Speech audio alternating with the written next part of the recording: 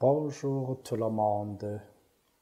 Lundi de la 6e semaine du temps ordinaire, nous allons méditer l'évangile de Jésus-Christ selon saint Marc, chapitre 8, du verset 11 à 13. Le Seigneur soit avec vous.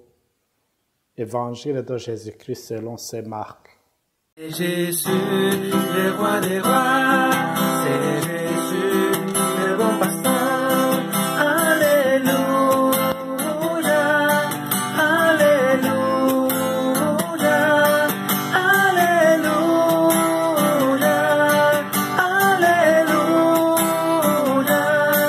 Amen. En ce temps-là, les pharisiens se revinrent et se mirent à discuter avec Jésus. Pour le mettre à l'épreuve, ils cherchaient à obtenir de lui un signe venant du ciel.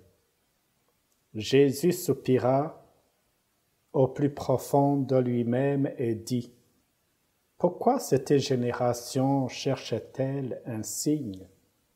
Amen, je vous le déclare. Aucun signe ne sera donné à cette génération. » Puis il les quitta, remonta en barque, et il partit vers l'autre rive. Acclamons cette parole de Dieu.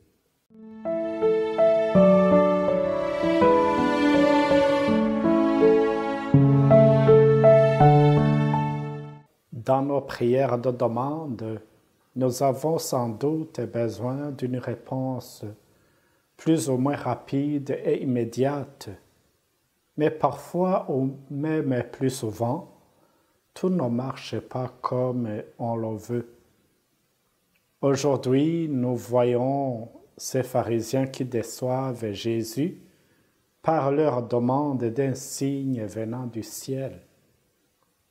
N'oublions pas que Jésus venait de faire un miracle en nourrissant plusieurs milliers d'hommes avec seulement 7 pains. Est-ce que cela n'était pas un signe révélateur? Si on ne veut pas voir, on ne voit pas. On ne voit pas seulement avec les yeux du corps, on voit d'abord avec les yeux du cœur. En effet, les pharisiens se disaient connaître l'identité de Jésus et leurs réflexions aveugles ne tournaient qu'autour d'un pauvre fils du charpentier. Cette multiplication des pains était un signe évident et parlant pour qui veut croire et voir. Mais eux, les pharisiens, ils veulent un signe commandé par eux-mêmes, un signe qui les convainc que Jésus est bel et bien le Messie qu'ils attendaient.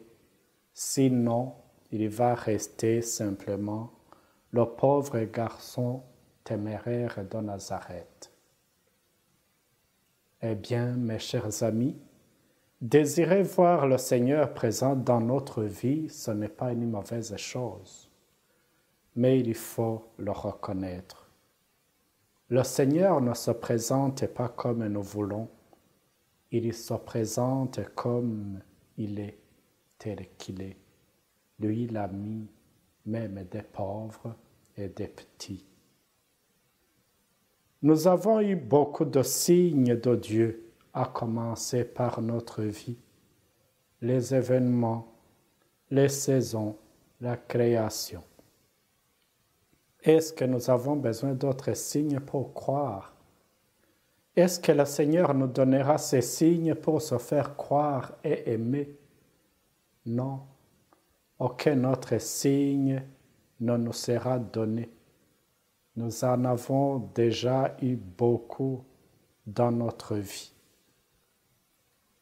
L'on peut juger durement ces pharisiens, mais parfois nous sommes semblables à eux lorsque nous promettons au Seigneur de lui rester fidèle, à condition qu'il réponde à nos besoins et à nos demandes. La foi n'impose pas, la foi persévère et patiente. Jésus n'a jamais refusé de marcher avec quiconque. D'ailleurs, il se propose de marcher avec nous pour que nous puissions comprendre ce qu'il nous dit et ce qu'il nous donne.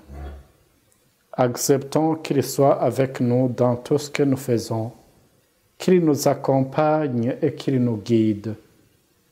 Ainsi, nous pourrons discerner sa présence en tout temps et en toutes circonstances. Amen. Que le Seigneur vous garde et vous bénisse, le Père, le Fils et le Saint-Esprit. Amen. Bonne journée.